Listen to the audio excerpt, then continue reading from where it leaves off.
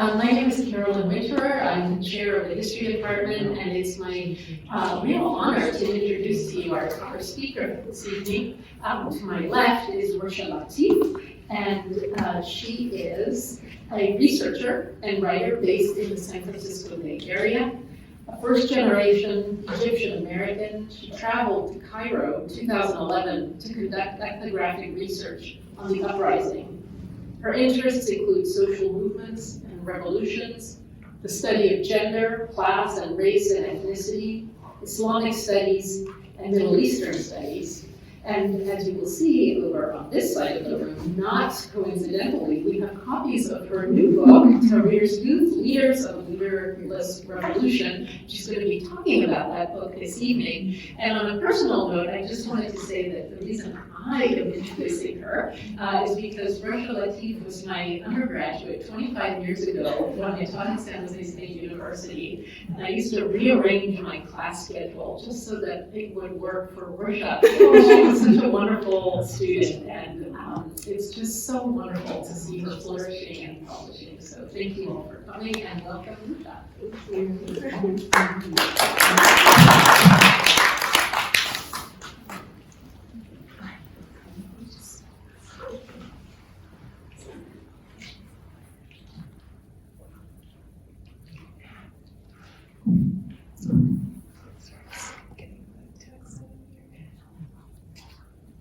So thank you for the wonderful introduction, Dr. Winter. This is a very special event for me because Dr. Winter is here, as she mentioned. We had just connected last week after 25 years of not seeing each other, and she's a huge part of the reason why I'm standing up here today. She actually inspired my love of history and social sciences, and is the reason I actually switched majors from the field of design. It was after a riveting lecture she gave on the Protestant Reformation of all subjects. But I'm really happy and honored and grateful for this opportunity to be here with you all today, not only to share my research on the Egyptian Revolution, but to think out loud with you about its relevance to this current moment of rupture. We are in Gaza and the global movement building up in solidarity with Palestinians in their struggle for liberation. And it's important that we think about these two causes together because they are inextricably interlinked with deeply intertwined histories and bound up futures, making them basically one and the same. And of course, what ties these struggles together, along with the other Arab Spring movements, is the common forces they are up against. So on the one hand, you have the settler colonial state of Israel, the US's imperial outposts in the region, dispossessing and massacring Palestinians. And on the other, you have the authoritarian Arab regimes complicit in this oppression, chief among them Washington's clients in Cairo. So since the signing of the Camp David Peace Accords in 1979, Egypt has been an indispensable ally in maintaining US interests in the region. It has worked closely with Israel to protect its security, repressing Palestinians alongside them by holding up the blockade of Gaza on its border.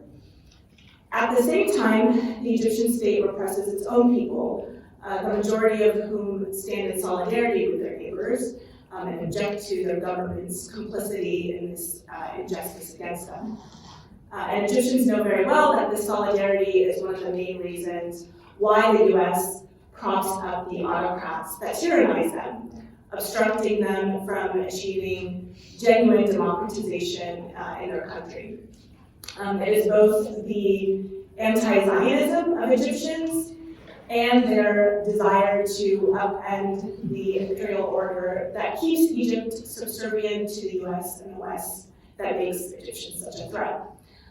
So a government responsive to Egyptian public opinion would basically spell the end of the Zionist project, US hegemony, and the Arab powers that profit from them. And this is why Palestinian intellectuals such as George Habesh saw that region-wide revolts were necessary for their liberation. His famous slogan, "The road to Jerusalem passes through Amman, Damascus, and Cairo," speaks to this, and it's a belief that Egyptians have long shared. In fact, we saw echoes of this slogan during the 2011 revolution with signs that read, "The liberation of Jerusalem begins with the liberation of Cairo." And we saw actions from the revolutionaries that demonstrated their solidarity and belief in this idea. So in 2011, Egyptian protesters stormed the Israeli embassy in Cairo twice and expelled the ambassador. And then in November of 2012, during another Israeli military operation in Gaza, a convoy of Egyptian activists broke the siege through the Rafah border. The convoy was 550 people strong, making it the largest civilian group to enter the Strip since 1967, and one of the most moving expressions of solidarity, Egyptian solidarity with Palestinians ever. And in their joint press conference with Palestinian activists at Al-Shifa Hospital during this convoy mission, Egyptian organizers emphasized that the revolution in Egypt would not succeed unless Palestine was free. Okay, so with that preface and these interconnections between these struggles in mind, I want to shift gears now and focus on the question of praxis by taking a closer look at what happened when Egyptian activists tried their hand at liberating Cairo and by extension Jerusalem through revolution in 2011, and what we can learn from their experience for this struggle ahead. So my remaining discussion will be based on my book, Tahrir's Youth, which tells the story of the young people who instigated the Egyptian Revolution, and through their story explores the themes of leadership and organization in the movement. So beyond just trying to shed light on the experience of Egypt's revolutionaries, my goal with this book is to ask some bigger questions about the challenges facing mass movements today and the future of revolutionary organizing in the 21st century. So with the escalating crisis in the region and the new opportunities it is opening up for activists there and beyond, these questions feel especially urgent to me. So the questions that drive this study revolve around tropes that surfaced during the early days of the revolt.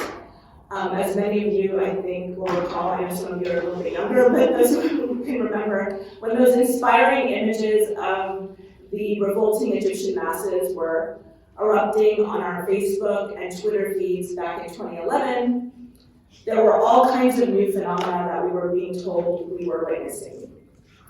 So the media narrative at the time was that this was a spontaneous, leaderless uprising powered by social media. And at the same time, much was being said about the revolution being youth-led. And so these scenes and descriptions inspired and fascinated me, not just as an Egyptian living in the US, but also as a student of social movements. And I was especially intrigued by this clear tension between these descriptions. Like, how could the movement be both leaderless and youth-led? Which one was it? Could it be both? So I traveled to Cairo to see what I might learn. And sure enough, what I discovered was that these spontaneous and leaderless tropes were inaccurate, and they failed to understand the movement on its own terms. And so I realized that a more useful and theoretically generative approach was to take for granted that there were leaders in the Egyptian Revolution, as in any movement, because there's really no such thing as a leaderless movement, right? And instead try to understand their agency in this moment and what that looked like. So the questions that I'm going to focus on in this presentation are, what are the key conditions that enabled the youth's agency as revolutionary leaders? And then what were the constraints on that agency that prevented them from achieving a winning outcome for their movement? So these questions in my mind help us uncover some critical learnings from the young protagonists behind this movement, including lessons that we would miss if we just accepted this leaderless narrative without asking questions. So to give you just context from my study, I want to quickly remind you of the key players and a brief timeline of what we call the revolutionary period, which spanned about 4 years total and includes like 4 sub-periods. So the first is the 18-day mass uprising that began on January 25th, 2011, and led to the ouster of President Mubarak, who had been in power for 30 years and had consolidated Egypt into an authoritarian neoliberal police state. The epicenter of the uprising, of course, was the famous Tahrir Square in Cairo.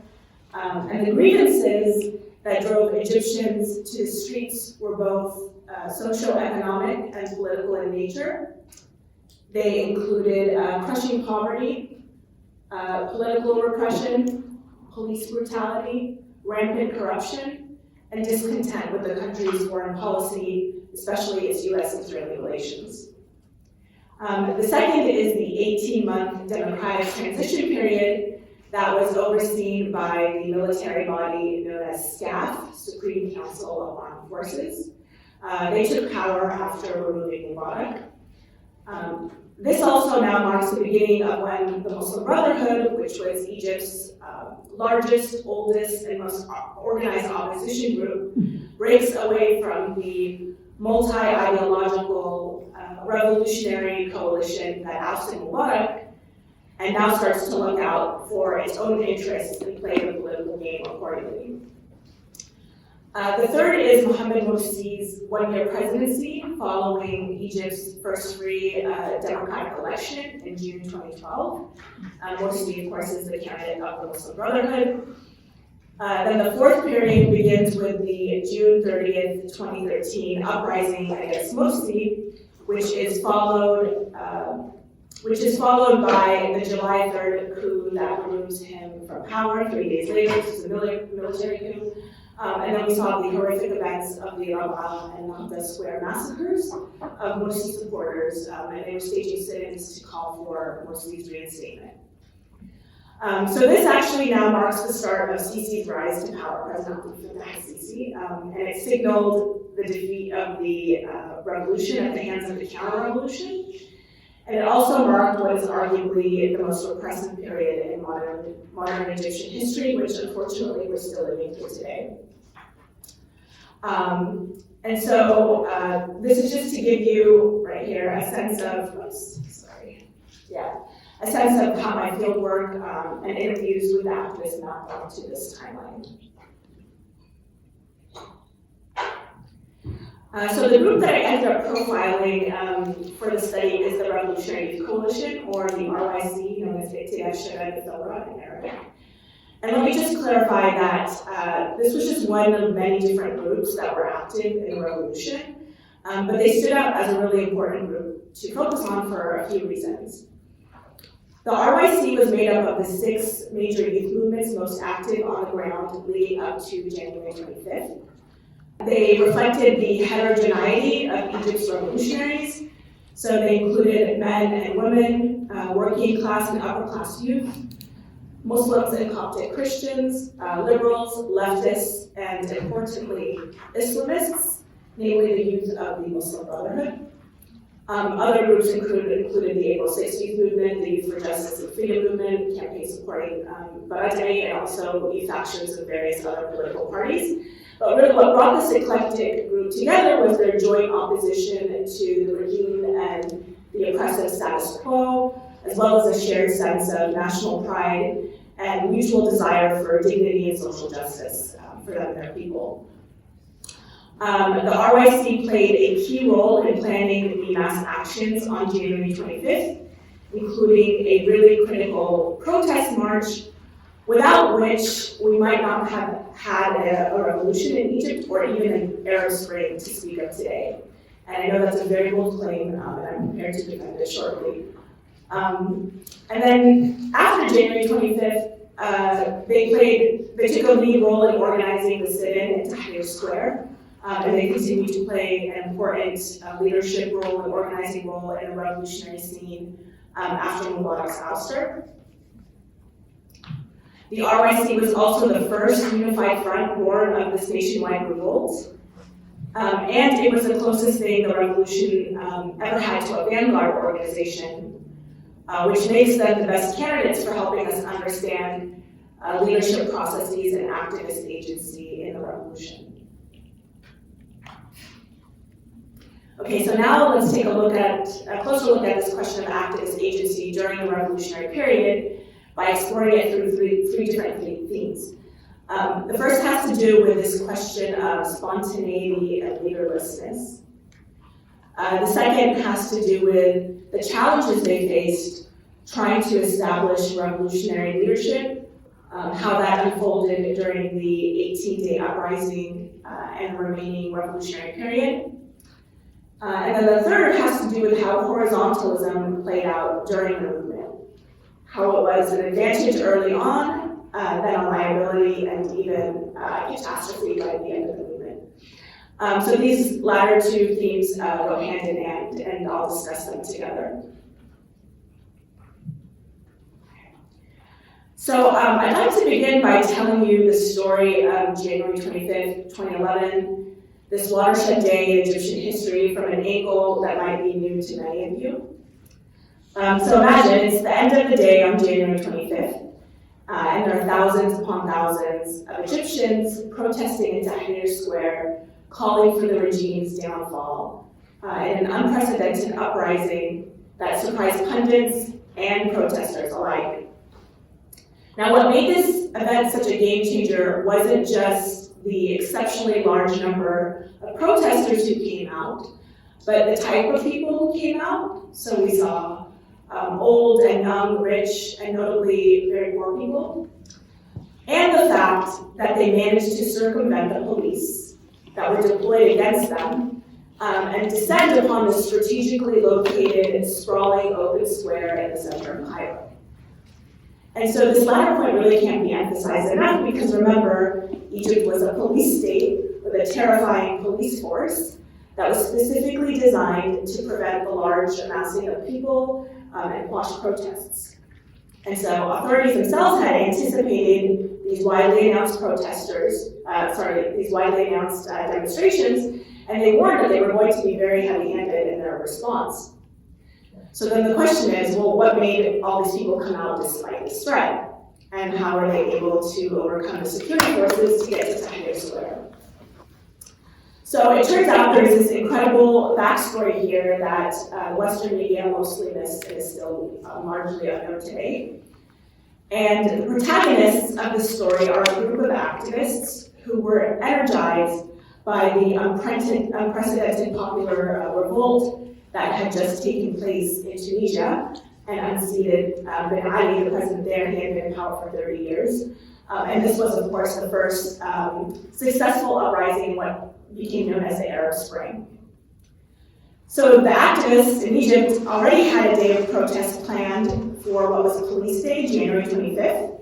This was a national holiday that Mubarak had instituted in 2009 to celebrate the service of police in maintaining Egypt's security. And the activists had since appropriated this holiday to protest the ruthless police state.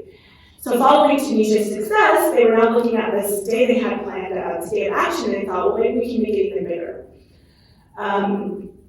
So this is an illustration of a really brilliant mobilization strategy the activists came up with for drawing out a critical mass of protesters onto the streets, starting with Egyptians from the lower and working classes who didn't normally protest out of fear of police, but they had plenty of reasons to. So the goal of this strategy was specifically to help people to overcome that fear. And it was the brainchild of this wonderful activist, Mahmoud Sami, from the April 6th movement, and it was a two-pronged strategy. So the first prong involved a ruse to distract police. They announced 20 protest locations across Cairo for demonstrators to gather at, which they then promoted on Facebook and other social media sites. And so the idea was to decoy the police to these 20 locations. The second prong involved mobilizing march from a secret 21st location. And they chose this popular neighborhood, also an impoverished neighborhood called Mouleb Dakour, as the starting point of their march. So the plan was to try to mobilize a large march that could quickly grow into an unstoppable snowball down Cairo streets, arriving at Mustafa Mahmoud Square, which was one of those 20 location sites I mentioned earlier. And the plan was to try to do this before the police caught wind of them. So that's what they did on January 25th, early in the morning. Mahmoud and about 250 of his fellow organizers meet to execute their plan, and it worked. And in fact, the response was incredible and it far surpassed their expectations.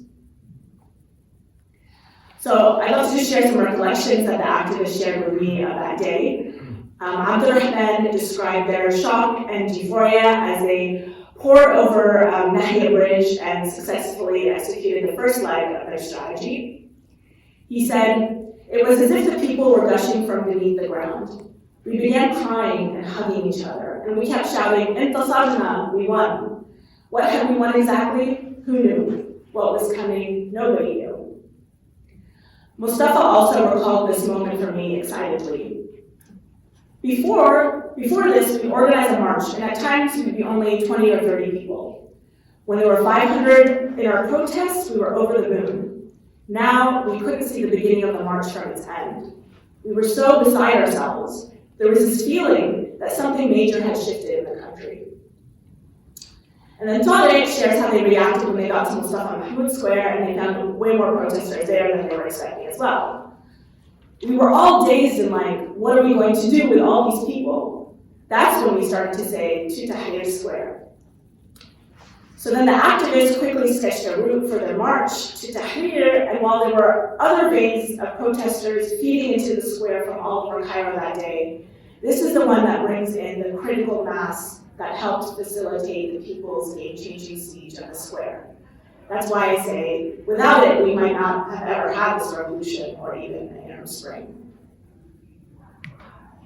Okay. So I share this story to demonstrate why it's reductive to call this eruption spontaneous, right? Rather than spontaneous, this was a case of painstaking planning by purposeful actors that was met with the wildly unexpected. And so this speaks to a second problem with this framing. The activists, as you heard, are talking about previous protests that they organized, right, in these quotes. So in fact, they're actually building on a history of action and praxis that they had been developing in the years before. So to call this uprising spontaneous is problematic because it's simply ahistorical. It glosses over the fact that the uprising was made possible by young activists who were part of a growing oppositional movement, that they were actively radicalizing through new and youthful forms of political action and imagination. So this movement actually began 10 years earlier, in a moment much like today, with the Second Palestinian Intifada in the year 2000. Which radicalized and inspired many of these young people to protest for the first time, and as students as well, in solidarity. So they joined the massive street protests that were exploding all over Cairo's streets, and they also participated in and organized other protests and acts of civil disobedience on their university campuses. So along with the anti-Iraq war movement in the year 2002, the Intifada served as their gateway into anti-regime dissent. So this was, this movement wave around regional struggles was then followed by 3 subsequent waves, each of which built on each other. There was one after this around calls for democratic reform with the Kifaya movement. Another around an explosive labor struggle and solidarity with workers. Then another around police brutality, which was sparked by the police killing of a young man named Khalid Said in the city of Alexandria in 2010. So in the first 2 movement waves, which were led by an older generation, these activists were being radicalized and socialized into activism for the first time. And then in the second two waves, it was this new generation of young activists who were now establishing these movements and leading them. And they were coming up with new protest strategies and tactics. And these included these flash protests in popular quarters, like the one that we saw on January 25th. The aim of which was to bring the ordinary Egyptian masses into the struggle, which was something that the older opposition guard had failed to do. So these activists are actually learning from their elders in the States and raising the culture of resistance in Egypt to new heights.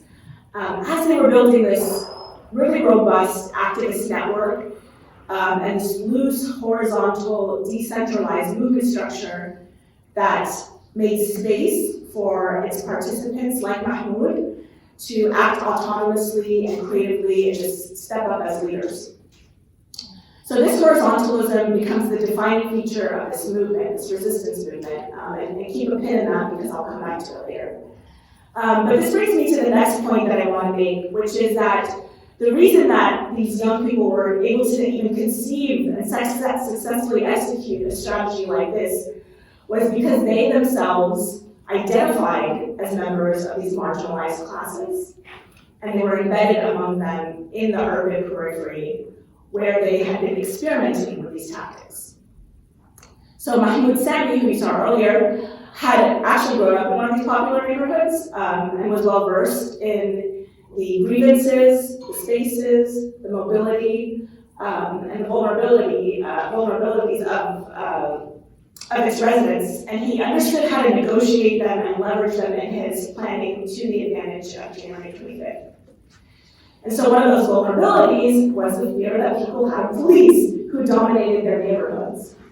And police were actually there to kind of erect walls and barriers between the citizens and dissidents like Mahmoud and his peers who might inspire them to rise up. So the activists knew this, right? And they were testing these boundaries in the years before the revolution. They were trying to find blind spots and cracks in these dams, right? And they were doing it not as outsiders, but as insiders to this area. So all of this knowledge and experience now is what's shaping the activist agency in this January 25th moment. And I really emphasize this popular class background and the social capital that it gave them as organizers because the impression the media gave us early on was that the activists who were behind the revolt were these highly cosmopolitan, English-speaking, tech and internet-savvy young people who came from, urban, financially comfortable middle and upper-class families. They might have been like current or former students at elite universities like the AUC, American University in Cairo. And I think, let's see. Oops, I missed this slide. Okay, sorry, I think I forgot to click on some slides. So this Time magazine cover I showed earlier is a perfect example of that. And I know several of these activists in this picture, they're not working class youth, right? They're from upper classes. So this portrayal is actually very inaccurate because most of the activists who were behind the revolt didn't speak English, they didn't go to elite universities, and they weren't digital activists operating from behind a screen. They were popular class youth who were organizing and putting their bodies on the line in these urban areas where they were from. So this isn't primarily a social media story, which is what we were told early on. Social media was just one of the part of the story of how the activists were exercising their agency, and certainly not a central part of the story. And all of this really makes me question this leaderless term and wonder if there are better terms like leaderful for describing the revolution, and we can talk about that more later. So now let's look at what happens with the activists during the 18 days, beginning with a return to this quote by Todd where he says, what are we going to do with all these people? And one of the reasons why I really love this quote is because it captures the shock of the activists and the dilemma they found themselves in on January 25th. So with the success of their mass action, something unexpected was happening to the revolutionaries, which was their status was suddenly shifting from activists to revolutionaries, and they were trying to wrap their heads around what this meant.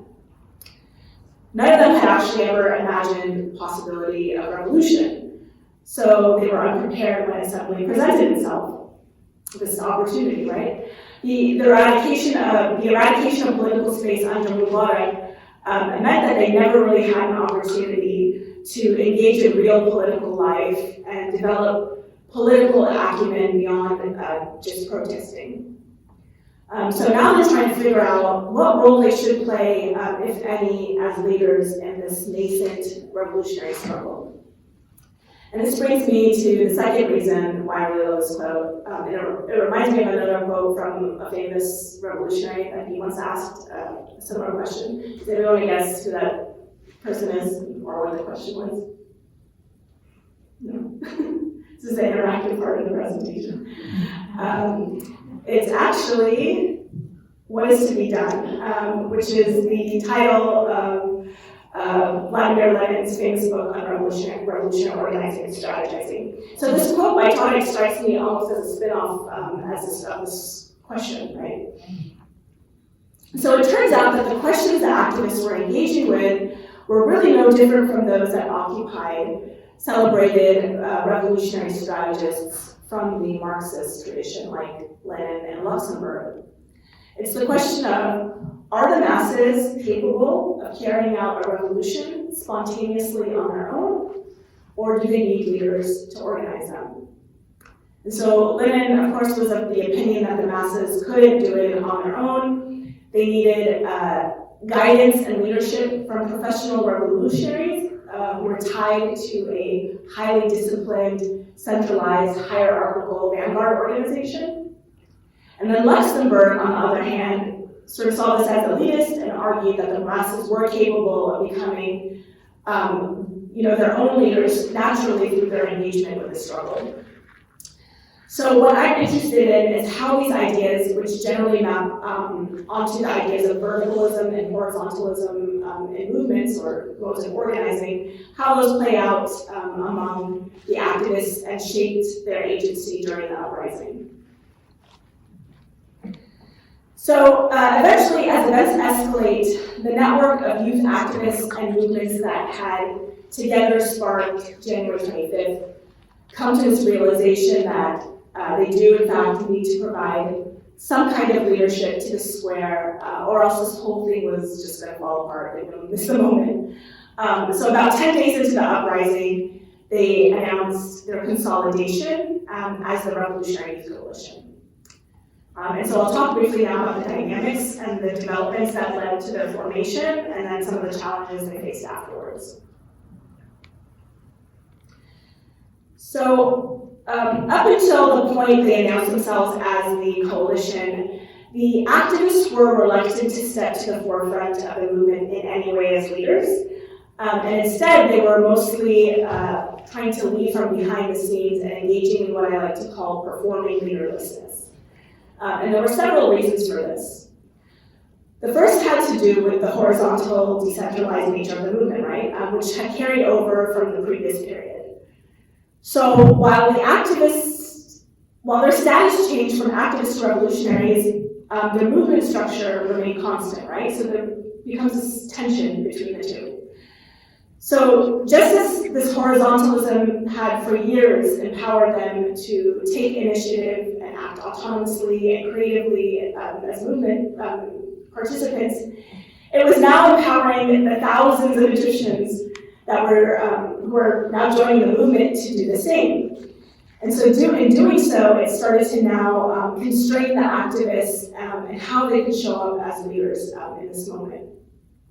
So the more the movement grew, the less the young revolutionaries felt it was their place to proclaim to be its leaders. This was now a mass people's movement. And the truth is they couldn't claim leadership even if they wanted to, because the movement itself fetishized its popular leaderless nature. It would have just torn them down. And the movement's leaderlessness is what made it legitimate in everyone's eyes. So that was the image that both the activists and the protesters kept promoting. Plus, if they were to declare themselves as leaders, that would have made them regime targets, right? So there's this threat. And then lastly, claiming this kind of leadership was a really big move that they weren't really prepared to make, because what does it mean to lead a revolution? What kind of responsibility are you committing to shouldering? So they're wrestling with that ambiguity. So this was the position of the activists until after an event called the Battle of the Camel, which was a violent episode in which the regime sent thugs to attack protesters in a square. And thereafter, some members of the opposition formed themselves into a group called the Council of Wise Men, which was like really triggering for the young people and women in the square. But they started to enter into negotiations with the government officials about how to bring an end to the impasse. And that's when the activists realized there had to be some kind of an official group that represented the radical position of the square to protect it from being undermined and demobilized and sold out. So that's when they announced the RYC on February 6th, and the first proclamation was there's no negotiations before the departure. And they said that they're going to continue to occupy the square until their demands are met. So in this moment, the RYC now becomes the closest thing to a vanguard in the square in the larger movement. But then after the RYC's formation, it became clear to RYC members and other groups that as an organizational front for the revolution, the RYC was insufficient. There was still this need to institute a wider consensus among the many opposition forces present in the square on how to move forward through the establishment of a more representative body.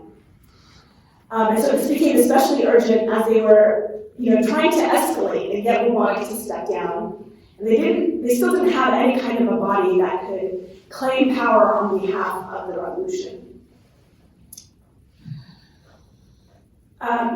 So one of the constraints that RYC ran up against as they were trying to figure this out is the fact that they lacked political experience and senior rank.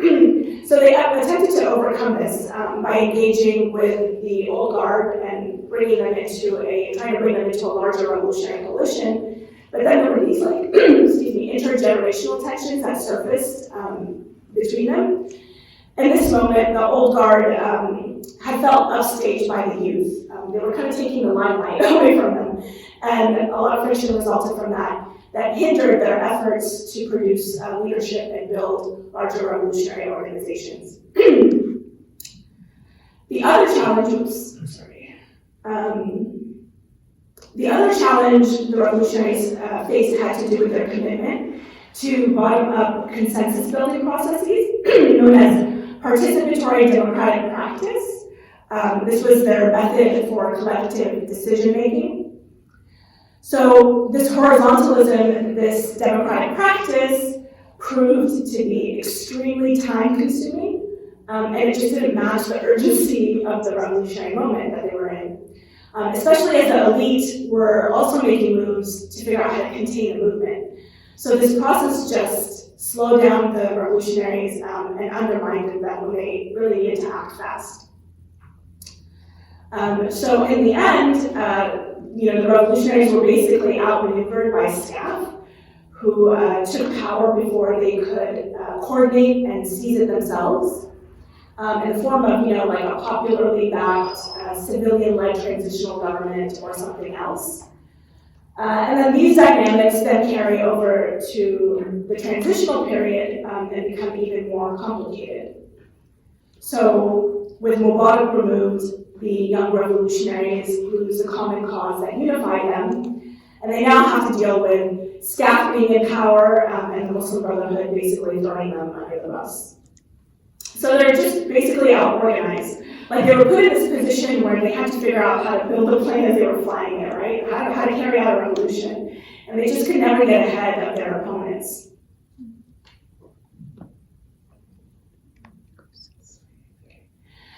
So there were these moments in the revolution that felt like history was repeating itself and giving revolutionaries a second chance to make up for their mistakes in the 18th May uprising. And one of those moments was the so-called Second Revolution, which coincided with the event known as the Muhammad Mahmud Street clashes in November of 2011. But what happens is that the activists fall into the same dynamics they did back then. They struggle to escape them. And I got to see a lot of this for myself because I was there doing my field work during this time. So this pressure to perform leaderlessness comes up again. And the perfect example of that is this sign that appeared in Tahrir. It articulates rules that the protesters should follow in the square, but it's signed by the Egyptian people, when in fact, clearly there's a group behind it that is unwilling to put their name on it. The second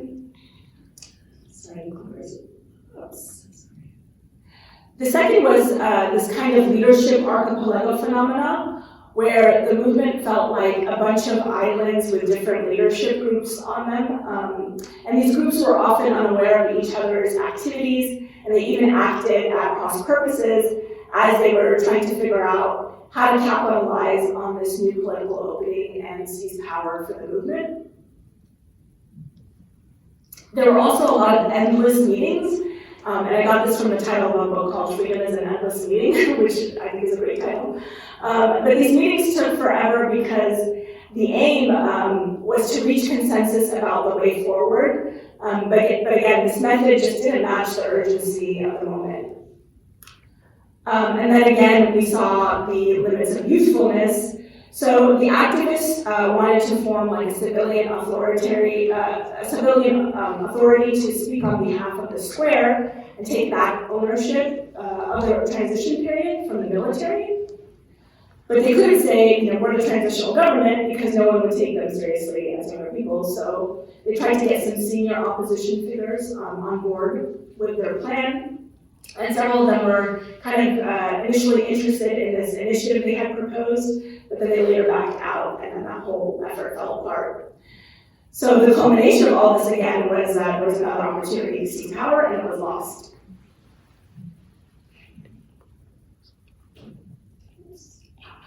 So the activists really needed to pivot into more structure and vision in order to cohere and sustain their movement. But they couldn't due to these various constraints. And this just became more and more difficult as time passed and the movement became more decentralized and fractured.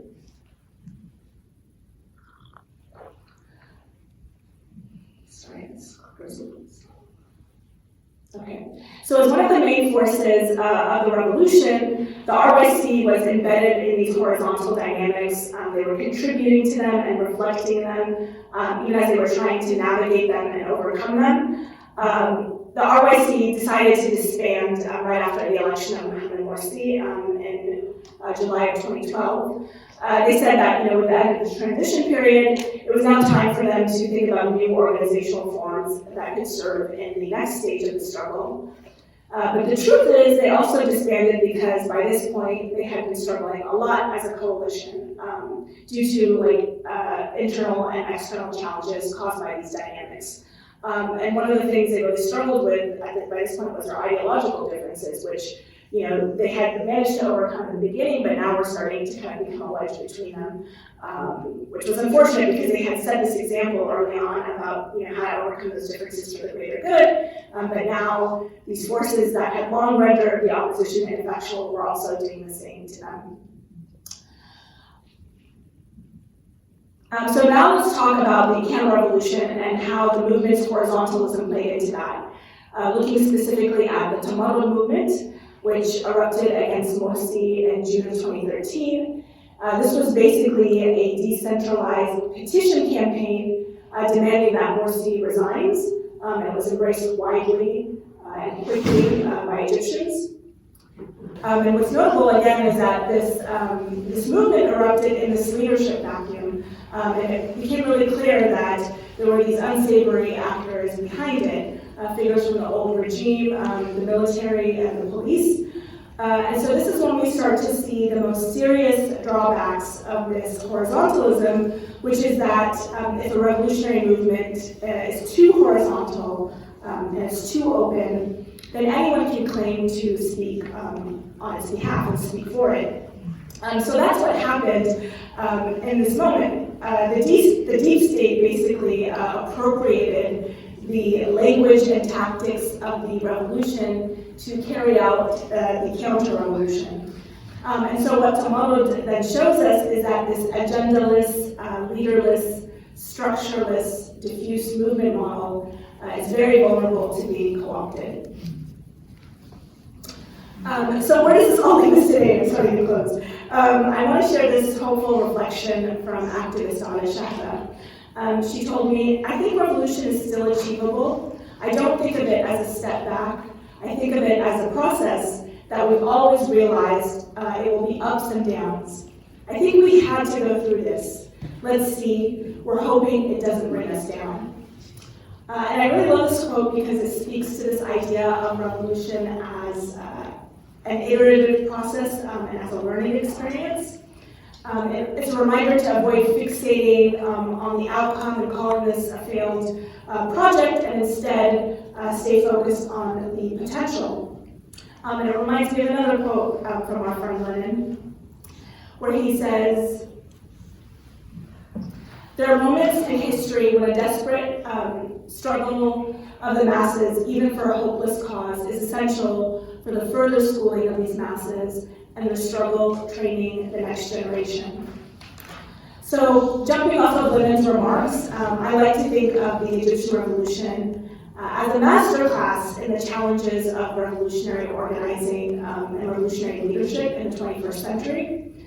And my hope is that my work will help us better understand the complexity of this challenge and stretch the ideas of classical Marxist thinkers like Lenin as we learn from this experience and theorize new ways forward. So in that spirit, I'd like to share some of the questions I'm grappling with for you all to consider, and I have many, but these are some of the general ones. So was the revolution permanently defeated, or in general, when we think about defeats and movements and revolutions, do we think about them as permanent, or as simply a stage in a longer process of revolutionary action and transformation? How might this experiment lead us to more effective modes of revolutionary leadership and organization? Are the choices between verticalism and horizontalism, or is the lesson that contemporary revolutionary movements have to be imagined, organized, and led completely differently?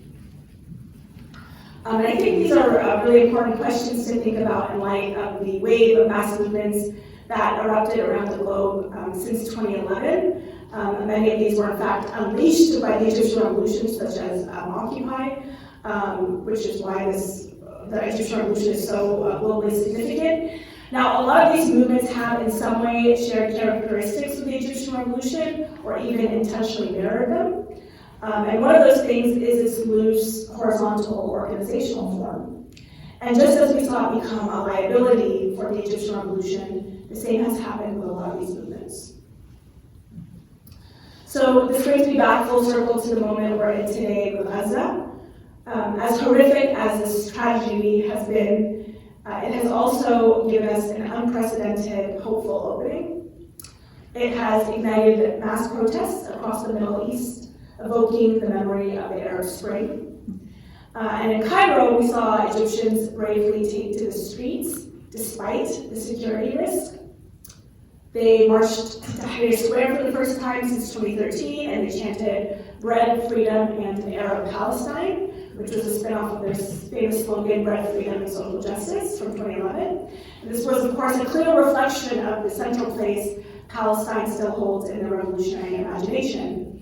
And then, the solidarity protests globally have been some of the largest and most sustained we've seen yet, right? And I think, indeed the most inspiring expression of the solidarity has been the recent student uprising led by youth in the belly of US empire, which to me is just a remarkable twist that mirrors the radicalizing effect the Second Palestinian Intifada had on Egypt's would-be revolutionary leaders.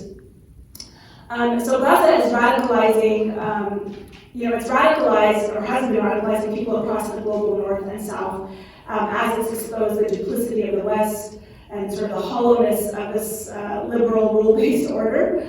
And so we're kind of at a tipping point, and more people are starting to see their stake in Palestine's liberation and the role that they must play in it if they also want to get free. And so now the question is, what is the way forward through this crisis beyond protest, mobilization, especially now that there's kind of a ceasefire and there's not long that'll last. If the aspiration is a free Palestine, what does a new world in which this aspiration is realized actually look like, and how do we get there? What's the vehicle for sustaining popular commitment for the long haul? And how do we build an expansive, enduring international movement that can take on global capital and topple empire? I know those are huge questions, but we'll talk about it. And just to conclude on a personal note, I like to share that the revolution in Egypt meant a lot to me personally. It was a transformational experience being a part of it. I learned a lot about myself and my own agency through my engagement with the activists and their struggle. There's this expression Egyptians used to often say during those years of upheaval, which was "Thawra mustamira," the revolution continues. They don't really say it anymore, which is disheartening. But I'm hopeful that by learning from this experience, we can, collectively breathe new life with them into this expression again, and hopefully make it meaningful again soon. Thank you all so much for your patience with it.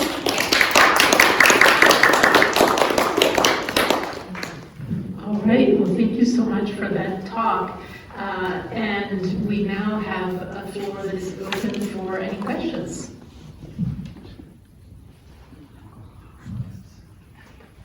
Somebody use that mic?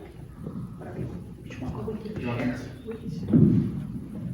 Wait now.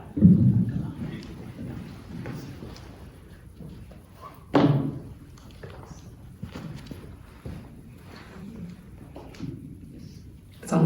Okay. The question that I had is in terms of leaderless, right? Like it's something interesting we talked about on the way here, is that it's hard to see good leaders these days, right? And the question of why do people not want to take that position of being a leader, right? Like for me, I think it's fear. There's an internal fear, what could it be that makes people not want to put their name or put a face? Can you speak more to that? Yeah, I can speak to it, from the context of Egyptian revolutionaries. There was a huge fear factor for them, right? Because especially in a moment like this, where their lives would be under threat. And several of them were arrested, actually, a couple of days into the uprising, and they were held in confinement for like 3 days and abused and whatnot. So that's a serious risk, and it's probably the biggest one. And also it's a way to just, I tried to kind of illustrate some of the dynamics. There's a lot of tensions around like naming yourself as a leader in a moment or an uprising like this, because they thought that it could disrupt sort of the people's sense of ownership and excitement over this is all of our movement, right? And so, especially in a place like Egypt, where there was this strong history of like the charismatic, kind of Nasser male patriarchal leader, like this movement was a radical reaction to that. They were so anti that. So in that sense, that's what I meant when I said they really fetishize its leaderlessness. Like anybody who tried to in any way stand up and say they were the leader was just completely like torn down by the movement. And even these activists themselves, when I was actually asking people in the square, what do you think of the Revolutionary Coalition? They're like, they're not really the leaders, you know that, right? I'm like, well, what are they? They're like, they're just like spokespeople, but there's no leaders in this movement. And so but everybody was kind of leading, that's kind of the interesting tension, which is what I'm trying to show is that there's like this new kind of movement dynamic that we're seeing around questions of leadership and organization are really worth understanding, because it can help us think about how to direct these movements or organize them better to optimize that kind of, what I like to call leaderfulness, so that everybody's kind of in there as a leader in some way, doing their part to advance the cause forward.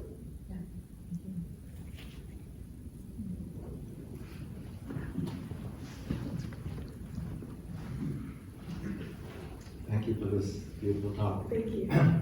So, okay. So first, when you look at a picture like that, what's not apparent is that within that mass of people it's not like a single movement, but actually within that, there may be 20 different rallies happening, except people are just shoulder to shoulder. I was there. And, but my question is this, so one aspect of the leaderlessness, I think, was that I think to what extent there was leadership, it did not, for example, have an analysis about the need to not only overthrow Mubarak, but to also overthrow the military. And so on January 28th, all the police were as a result of a furious storm of violence. All the police were taken off the streets of the entire country. On the morning of January 29th, the army rolled into Tahrir Square, claiming to be the guardians of the revolution. Half the people applauded them, wanted to have their pictures taken. The other half were sort of scared, but clearly they weren't accepting that, and there were also other people who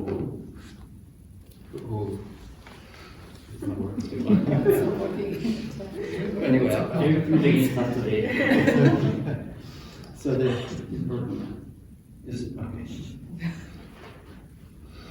And at the same time, there were others who later on in the uprising were holding up signs saying the people want a civilian government.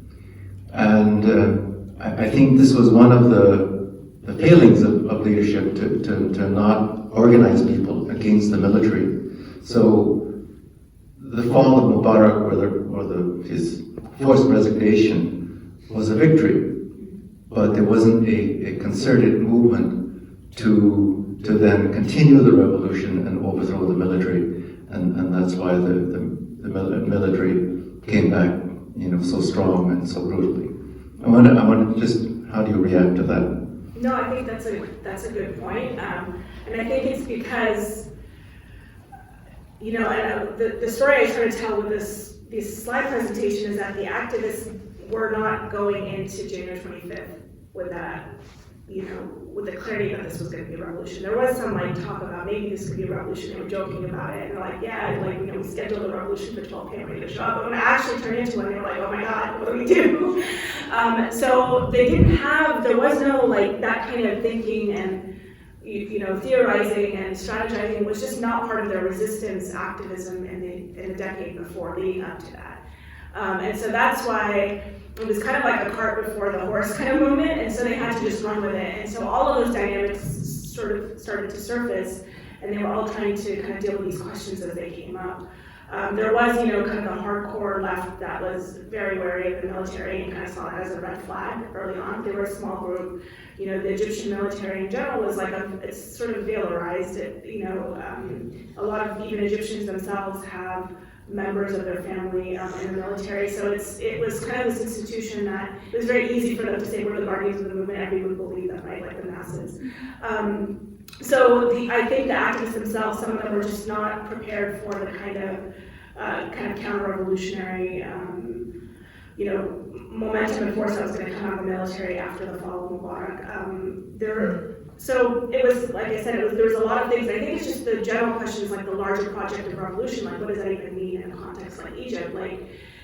Nobody knew how to answer that question, on the spot. That really needed time, and it just wasn't that time for deliberation. They just had to fight in that moment, right? And so that's why I think looking back, we have this now profound empirical study and a case study of a revolution of the 21st century where we can think through this. Because it's not as easy as saying, well, we just have to overthrow the military, because if revolutions are about capturing power, what do you do when the power isn't just contained within the ruling class of your country, the military? It wasn't just with the military, it's also with the U.S., it's also with the Arab Emirates, there's all these outside forces. So what does it even mean? And that was one of the things that we kind of learned from that experiment, which is you can't dismantle this thing because the web is huge, it's global.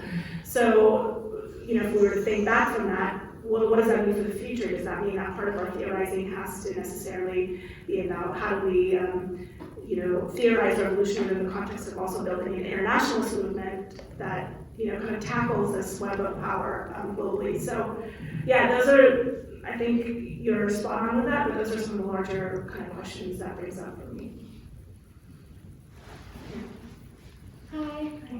Maybe it's not working. Okay, hi. Thank you for the presentation. I really appreciate it. I was just wondering, I know maybe it's not the best thing to think about this in the context of looking backwards, but something that I think about a lot with Loda is if they had planned.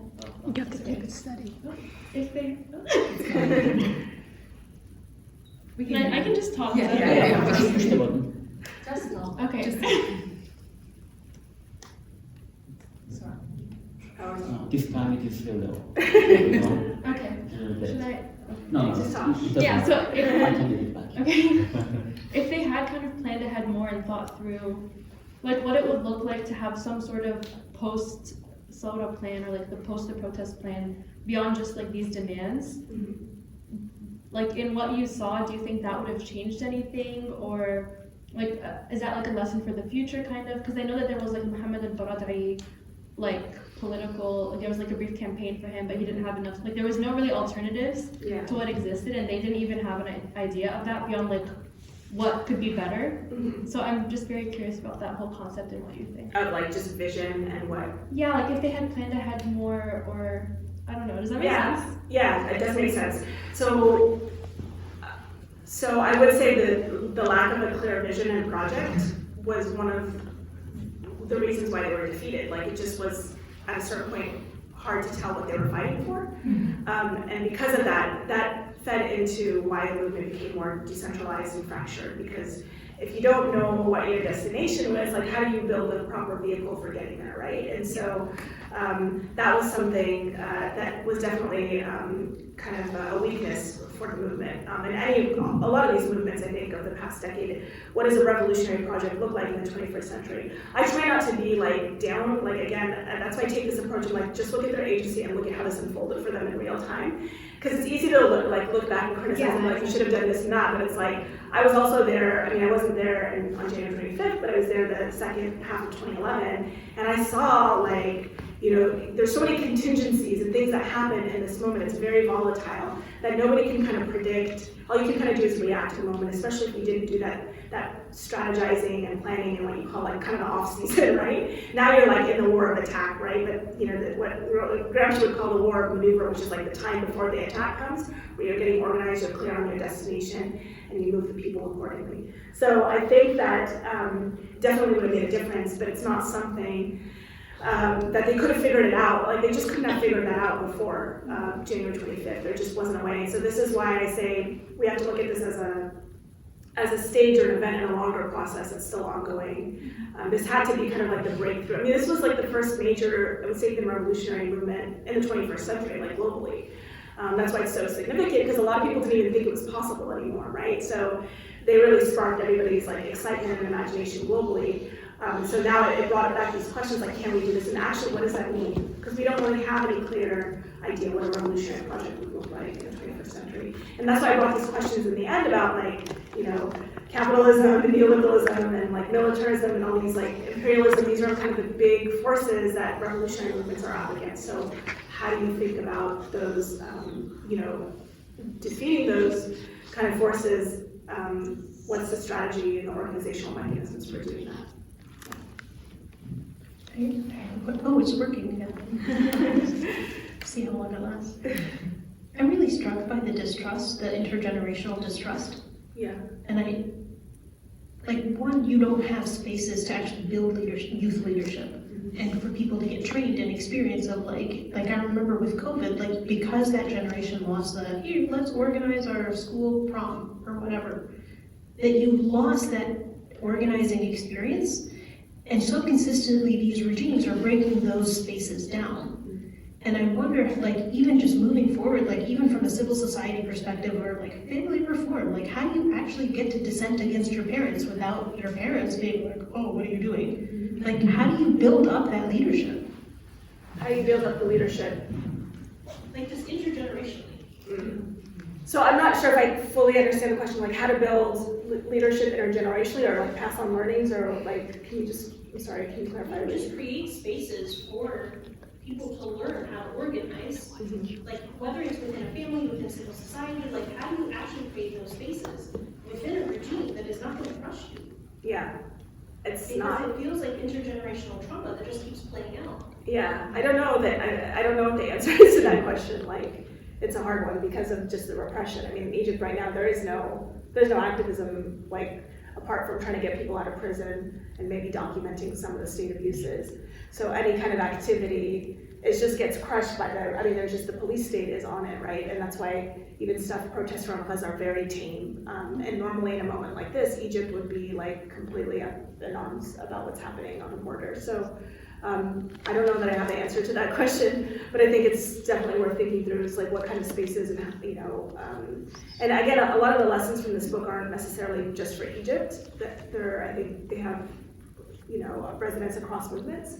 So, yeah, something to think about more. Yeah, I had also a question. Yes. So I was there in Egypt in November 2011, Yes. like the time when it was Uskut Mulaskar, Okay. that time. Yeah. And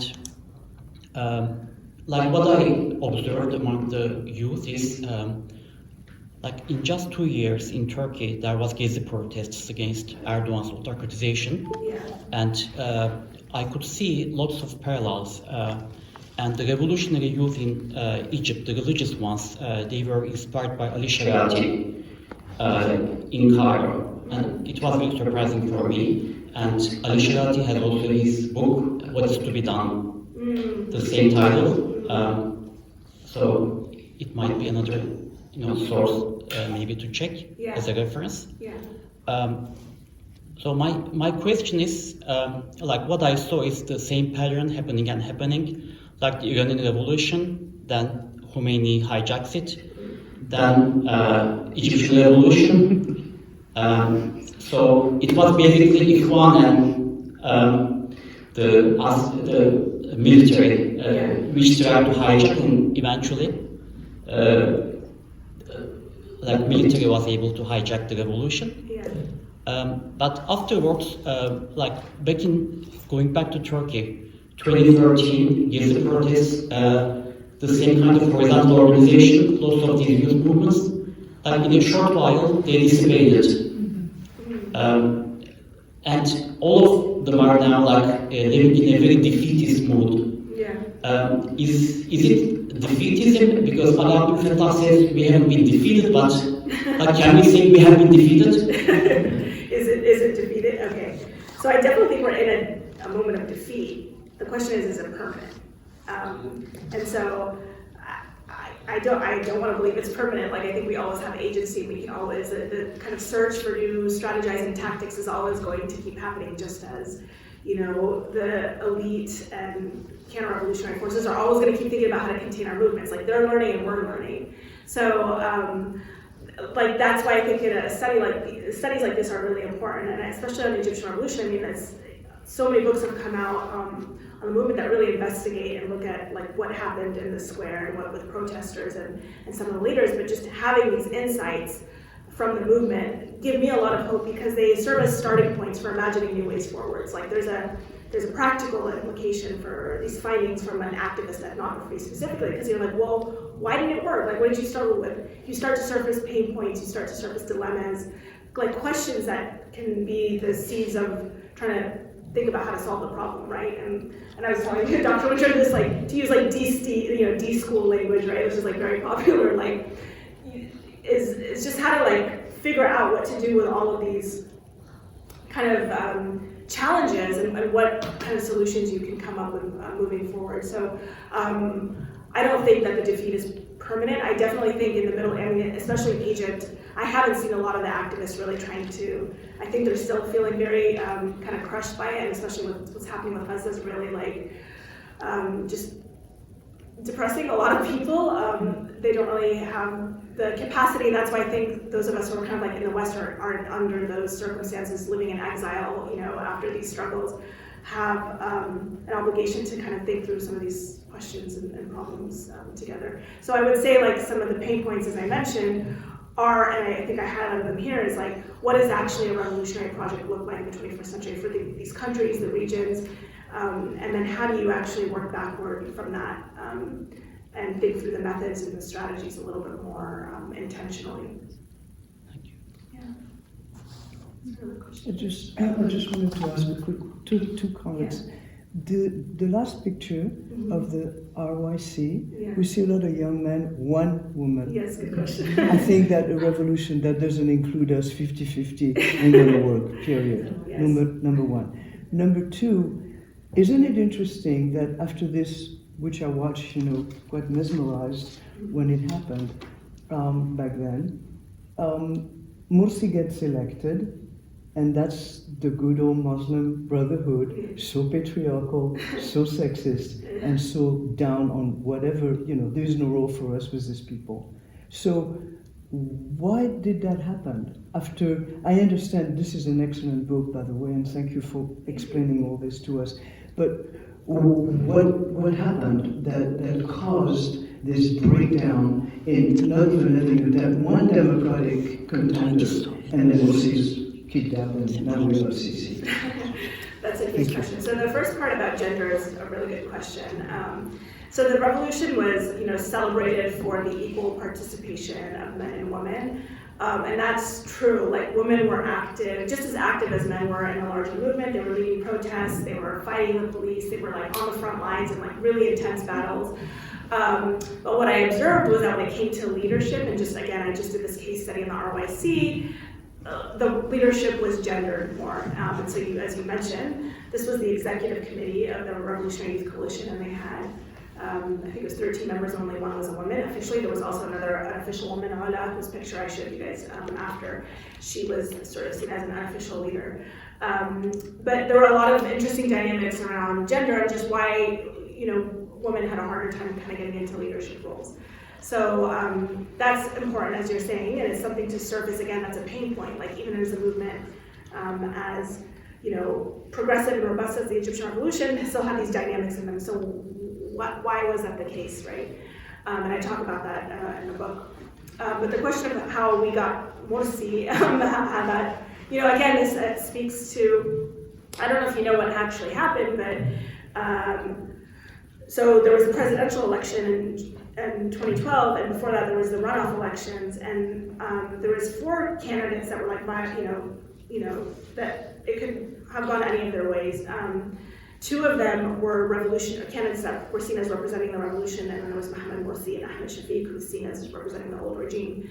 The problem is the revolutionary camp couldn't decide on one candidate. This is again part of their own disorganization, and so collectively, if they had won, they would have been able to get one of those candidates into the final kind of race, but they ended up splitting the revolutionary vote. It was like a huge lost moment for the revolution.